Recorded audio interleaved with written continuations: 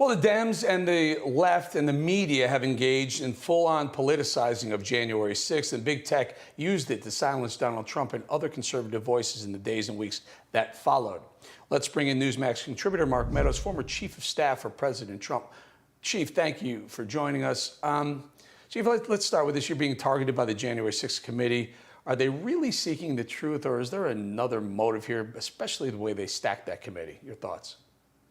Well, obviously, we would love to think that their motives were pure, but the vast majority of those who have been following this understand that not only the January 6th committee, the way they were selected with Nancy Pelosi picking all the members, but the way that they're conducting themselves is not literally a policy-driven initiative. It's a political machine that they've weaponized to take advantage of a very solemn day. January 6th was a very solemn day of 2021, and yet what they're doing is using that for all the reasons that really are more to do with November 2022 and November of 2024 than really setting forth policy.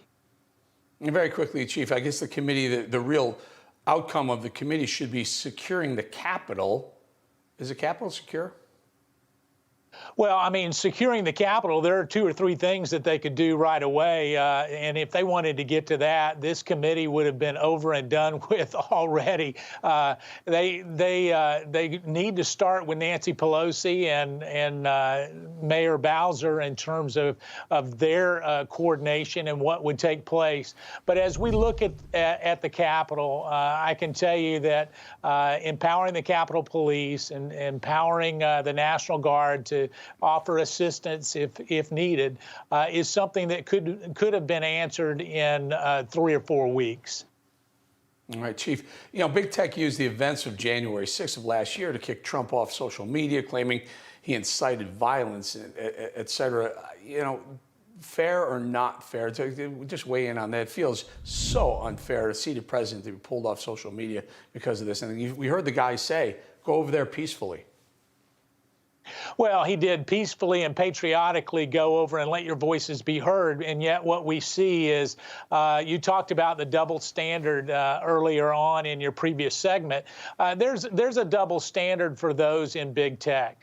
They want to amplify the voices of those that will support the woke philosophy of the left, and they want to silence it. But this goes back even before. And Eric, you and I had a relationship where you covered this with Jim Jordan, myself, Devin Nunes. We were shadow banned, and it was amazing how Twitter, the only members of Congress they actually went after happened to be conservative members that their anomaly actually affected. And so we've got to take on big tech. We need to make sure that we do that.